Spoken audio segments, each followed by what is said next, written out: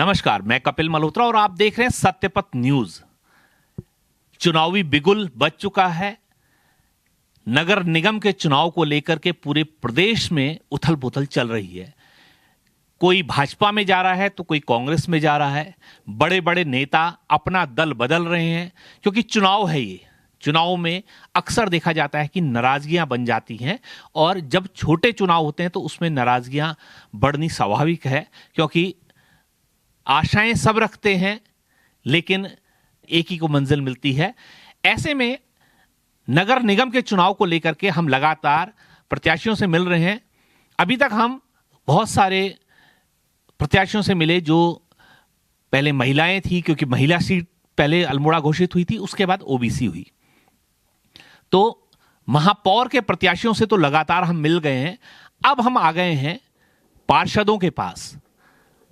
हम आपको बताना चाहेंगे कि पूर्व में अल्मोड़ा जब नगर पालिका थी तो तब यहां 13 वार्ड हुआ करते थे और जैसे ही निगम बना तो ये बदल करके हो गए 40 वार्ड। तो इसी में से एक वार्ड है नर्मदेश्वर। उस वार्ड में हम आए हैं और अब वहां से लड़ रही हैं चुनाव भारतीय जनता पार्टी के टिकट पर आशा बिष्ट जी। उनसे आज हम मिलेंगे और जानेंगे कि क्या समस्याएं उनके वार्ड की हैं और किस तरीके से वो उसका समाधान करेंगे। तो आइए चलते हैं, मिलते हैं आशा बिष्ट जी से। आशा जी, सर्वप्रथम हम आपका स्वागत करते हैं। धन्यवाद। आशा जी, आपका एक तो हम आपको बधाई देना चाहते हैं क्योंकि भारतीय जनता पार्टी एक बहुत बड़ा राष्ट्रीय दल है और इस समय तो भारतीय जनता पार्टी केंद्र में और राज्य में दोनों में उनकी सरकार है और चारों तरफ मोदी जी का डंका बज रहा है, क्योंकि हम डंका ही कहेंगे। पूरे देश में ही नहीं, विदेशों में भी डंका बज रहा है और ऐसी पार्टी ने आपको टिकट दिया है। तो सर्वप्रथम हम आपसे जानना चाहेंगे कि आपको संगठन ने जो ये दायित्व दिया है उसके लिए आप संगठन से क्या कहना चाहती हैं? मैं जो भारतीय जनता पार्टी ने मुझे इस लायक समझा, मुझे पार्षद पद का टिकट दिया, तो मैं उनको धन्यवाद बोलना चाहूँगी। और उन्होंने जो विश्वास करके मुझे टिकट दिया है, मैं चाहूँगी कि मैं उनकी सभी उम्मीदों पर खरा उतरूँ। अच्छा आशा जी, ये तो संगठन की बात हो गई। अब हम आ जाते हैं जनता के पास, क्योंकि जनता है और जनता ही चुनती है। संगठन तो केवल एक अपना प्रतिनिधित्व करता है, उसने अपना प्रतिनिधि आपको बनाया और उसने यहां आपको भेज दिया। अब आई जनता की, तो हम जानना चाहेंगे, आपका वार्ड नंबर 8 है नर्मदेश्वर, तो यहां क्या समस्याएं आपको लगती हैं कि आपके वार्ड की मेन प्रमुख समस्याएं क्या हैं? हमारे वार्ड में समस्याएं तो बहुत हैं और मैंने उन सब के लिए, उनके निराकरण के लिए योजनाएं बनाई हैं। सर्वप्रथम तो है सीवर की प्रॉब्लम। कहीं सीवर की निकासी नहीं है, पानी की निकासी बिल्कुल नहीं है, सभी लोग उससे त्रस्त हैं। और तो मैं चाहूँगी कि सीवर लाइन बिछे और पानी की निकासी की व्यवस्था हो सब पूरे वार्ड में, ऊपर नीचे दोनों जगह। और क्या कहते हैं, बरसाती नाले जो हैं वो बरसात में इतना पानी आता है कि लोगों के घर भर जाते हैं, तो उनकी बरसात से पहले पूरी सफाई हो ताकि किसी को कोई परेशानी ना हो और निकासी की पूरी व्यवस्था हो पानी की। अच्छा, ये तो बड़ा मुद्दा आपने बोला कि सीवर लाइन की प्रॉब्लम है, क्योंकि ये, और सच्चाई, सीवर लाइन के लिए तब तक आप नहीं काम कर सकते जब तक राज्य सरकार और केंद्र सरकार आपके साथ ना मिले। तो इसके साथ हमने देखा कि वार्ड में बहुत ज़्यादा समस्याएं जो आ रही हैं वो लाइट की है, रास्तों की है। तो ये कहाँ तक आपकी प्राथमिकता में रहेंगी? ये तो अब पूरे रास्ते जो हैं, ना सफाई की व्यवस्था है वहाँ और ना कहीं पर रैलिंग लगी है। बच्चे, बूढ़े, बुजुर्ग सभी लोग हैं जिनको परेशानी होती है। तो मैं चाहूँगी कि सारे रास्ते दुरुस्त हों और वहाँ साफ़ सफाई हो। ऐसा है, इन सब चीज़ों के लिए योजनाएं तो बहुत बनी लेकिन धरातल पे कोई नहीं आई, अमल में कोई नहीं आई। तो मैं चाहूँगी कि साफ़ सफाई की भी व्यवस्था हो, रैलिंग बने। छोटे बच्चे हैं, रास्तों में कहीं रैलिंग नहीं है। बुजुर्ग चलते हैं, बच्चे चलते हैं, तो रैलिंग होगी तो उनकी थोड़ी सुरक्षा भी होगी। और मैं स्वास्थ्य संबंधी समस्याओं पर बहुत ज़्यादा ध्यान दूंगी, क्योंकि बहुत सारे लोग ऐसे हैं कि जिनके बच्चे बाहर हैं और बुजुर्ग लोग यहाँ रह गए हैं। तो मैं स्वास्थ्य शिविर लगाऊंगी, साल में 2 या 3 बार स्वास्थ्य शिविर लगेगा, जिसमें ब्लड प्रेशर, शुगर की निःशुल्क जांच होगी, निःशुल्क दवाइयाँ दी जाएंगी। और हमारा वार्ड जो है ना 2 हिस्सों में बटा हुआ है, तो मैं चाहूँगी कि ऊपर और नीचे दोनों जगह व्हीलचेयर और एक स्ट्रेचर की व्यवस्था हो। वो किसी के घर में रख दिया जाएगा। जब भी कोई बुजुर्ग, मतलब अचानक किसी की तबीयत खराब हो जाए, हर घर तक तो गाड़ी नहीं आ सकती है, सुविधा नहीं है कि घर तक कोई गाड़ी आ जाए तो उनको ले जाने में आसानी होगी, व्हील चेयर से ले आएंगे, स्ट्रेचर में ले आएंगे। तो मैं चाहूँगी कि मैं ये सब करूँ अपने वार्ड के लिए। बहुत अच्छी बात आशा जी ने निकाली है कि स्वास्थ्य संबंधी, क्योंकि हम बार बार आपसे कहते हैं पलायन हो रहा है, पलायन क्योंकि रोजगार नहीं है हमारे पास, हमारे प्रदेश में और पहाड़ी जनपदों में रोजगार की बहुत कमी है, जिसकी वजह से पलायन लगातार बढ़ता चला जा रहा है। और वही उसी पलायन की वजह से हो क्या रहा है कि घरों में बुजुर्ग रह जा रहे हैं, और आशा जी ने उनके लिए बिल्कुल साफ कर दिया कि उन बुजुर्गों के लिए स्वास्थ्य संबंधी योजनाएं भी लाई जाएंगी। तो आशा जी ये तो बहुत अच्छी बात है कि आप स्वास्थ्य के बारे में लोगों की सोच रही हैं। अब हम आपसे बात करते हैं कि जो आपके वार्ड है उसमें प्रमुखता से अगर आपको जनता चुन करके भेजती है, क्योंकि अब तो ये जनता के हाथ में है, आपका भाग्य इन जनता के हाथ में है, जनता क्या करती है। अगर ये जनता आपको अपना पार्षद बना करके भेज देती है तो आपकी प्रमुख क्या ऐसी योजनाएं रहेंगी जिनको आप सबसे प्रथम करेंगे, वो हम जानना चाहेंगे।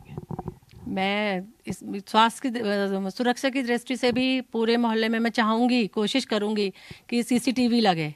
सीसीटीवी शहर में तो लगा है, लेकिन वार्ड में मैं चाहूँगी कि मैं पूरा मेरा कोशिश रहेगी, अगर मुझे जनता जिता के लाती है, पार्षद बनाती है अपना, तो मैं कोशिश करूँगी कि हर इसमें वार्ड में जगह जगह पे सीसीटीवी कैमरे लगें ताकि लोगों की सुरक्षा हो जाए। क्योंकि कोई भी बाहरी तत्व आके जो यहाँ पे करते हैं शरारतें, वो सब उसमें आ जाएंगी। तो मैं चाहूँगी कि वो लगाएं, सीसीटीवी लगें जगह जगह। अच्छा आशा जी, ये तो आपकी बात आई। अब हम बात करते हैं कि सबसे पहली बात यह है कि केंद्र में और राज्य में दोनों जगह भारतीय जनता पार्टी की सरकार है। हाँ जी। और आज तक आरोप लगता चला गया है, क्योंकि पूर्व में पालिका में विपक्ष बैठता था और उसका कहना है कि हमको बजट ही नहीं मिलता है। तो ऐसे में दोनों जगह आपकी सरकारें और आप उसी सरकार के प्रतिनिधि के तौर में पार्षद चुनाव लड़ रही हैं। अगर जीतती हैं तो आपको कितना फायदा होगा दोनों जगह सरकार होने का? दोनों जगह सरकार होगी, और अगर हमारे मेयर भी बीजेपी के आ गए, अज्जू वर्मा जी, मैं उनके लिए भी सबसे अपील करूंगी कि उनको भी विजयी बनाएं। अगर केंद्र में भी सरकार है, राज्य में भी है, और यहाँ मेयर भी बीजेपी के बनते हैं, मैं पार्षद भी बीजेपी की बनती हूँ, तो मैं सरकार से अपने वार्ड के विकास के लिए आराम से पैसा ला सकती हूँ कि उनसे उनकी जो भी समस्याएं हैं उनका निराकरण करूंगी।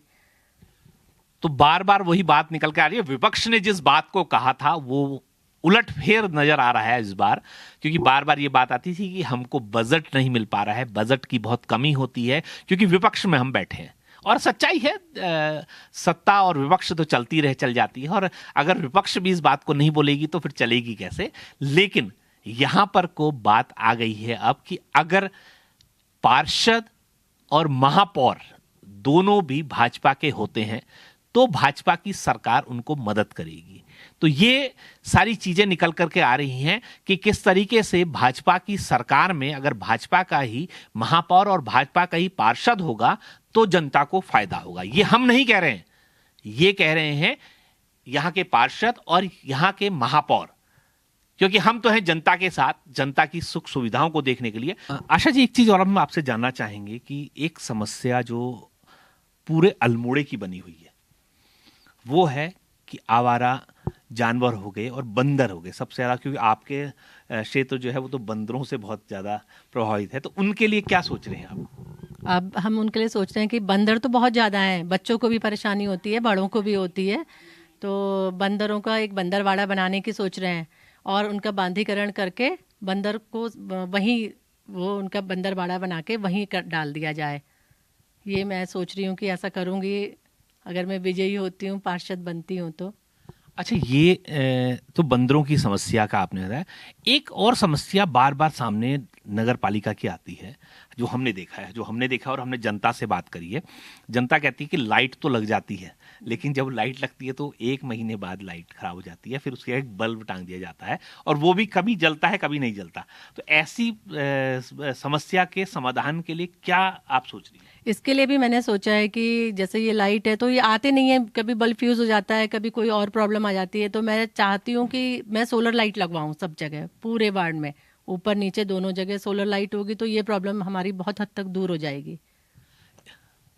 देखिए, लग रहा है हमें ऐसा कि शायद मोदी जी से के बात आप बहुत ज़्यादा सुनती हैं, क्योंकि सोलर को बहुत ज़्यादा वो उन्होंने कहा है, उन्होंने सब अपनी सभी जनता से अब वो अपील कर रहे हैं कि सोलर का इस्तेमाल ज़्यादा करा जाए, सोलर लाइटें लग रही हैं। तो आशा जी ने भी इस बात को साफ कर दिया कि जो बार बार परेशानी होती है कि लाइट खराब हो जा रही है या कनेक्शन टूट जा रहा है, क्योंकि बंदरों का आतंक, सच्चाई ये है कि ये आप भी जानते हैं और हम भी जानते हैं कि बंदरों के आतंक की वजह से रोज लाइट खराब हो रही है। तो बहुत अच्छा जो है इसका समाधान निकाला है आशा जी ने कि सोलर लाइट। और सच्चाई है कि आशा जी, हम आपको इसके लिए धन्यवाद भी कहना चाहेंगे कि अभी तक हमने जितना भी बात करी है, किसी के भी दिमाग में ये पॉइंट नहीं था कि सोलर लाइट भी लगाई जा सकती है, क्योंकि गांवों में तो लगाई गई है लेकिन नगर पालिका में कहीं नहीं है। अब आशा जी, मैं आपसे बात करना चाहूंगा कि आप अपनी जो जनता है जिसने आपको वोट देना है, उसके लिए क्या अपील करना चाहेंगे हमारे चैनल के? मैं अपने वार्ड के सभी सम्मानित जनता से अपील करती हूँ कि मुझे उनका सहयोग, आशीर्वाद, प्यार और उनका मत चाहिए। मुझे भारी से भारी मतों से विजयी बनाइए। मैं उनकी सारी जो भी उनकी परेशानियां हैं उनमें खरी उतरूंगी, उनकी सारी समस्याओं का निराकरण करूंगी। तो आशा जी ने अपने लिए वोट मांगा और आश्वस्त किया सबको कि वो अगर जीत के आती हैं तो सरकार से पैसे लेके आएंगी। लेकिन ये तो समय बताएगा, क्योंकि सत्ता जब बैठती है तो सत्ता में कई बार फायदे होते हैं तो कई बार नुकसान भी होते हैं, क्योंकि अब सरकारें कई सारे ऐसे वादे हैं जिनको आज तक नहीं निभा पाई है, लेकिन बहुत सारे ऐसे काम हैं जो सरकार ने तत्काल प्रभाव से करे हैं। अब देखना यह है कि आपका पार्षद कितना मजबूती से, अगर आप उसको चुन करके भेजते हैं तो वो आपके लिए काम कर सकता है, ये तय करना है आपने, क्योंकि आपने वोट देना है। हम बस ये अपील आपसे करेंगे कि अधिक से अधिक संख्या में निकल करके बाहर आएं और अपने मत का प्रयोग करें, क्योंकि बार बार हमारी सरकारें भी कहते आई हैं कि मताधिकार का प्रयोग करें। और हम भी आपसे कहेंगे, हमारा चैनल भी अपनी जनता से अपील करना चाहता है कि अधिक से अधिक निकल के आइए, अपने महापौर, अपने पार्षद को अधिक से अधिक मतों से जिताइए, अधिक से अधिक वोट दीजिए, क्योंकि आपका वोट जो है वो मजबूत बनाता है हमारे देश को, हमारे प्रदेश को और हमारे महापालिका को, और वैसे ही मजबूत होता है हमारा पार्षद। तो अपने वोट का अधिकार जरूर दीजिएगा, घरों से निकल के आइएगा। इसी बातों के साथ हम आज आशा बिष्ट जी से विदा लेते हैं और जल्द आपके सवालों के साथ फिर इनसे मिलेंगे। क्या कहेंगी ये, क्या जवाब होंगे इनके? वो सवाल आपके होंगे, जवाब इनके होंगे, बस हम बीच में आपके सवालों को उठाने वाले होंगे। तो जुड़े रहिए हमारे साथ, देखते रहिए सत्यपथ न्यूज। धन्यवाद आशा जी, बहुत बहुत धन्यवाद। Thank you.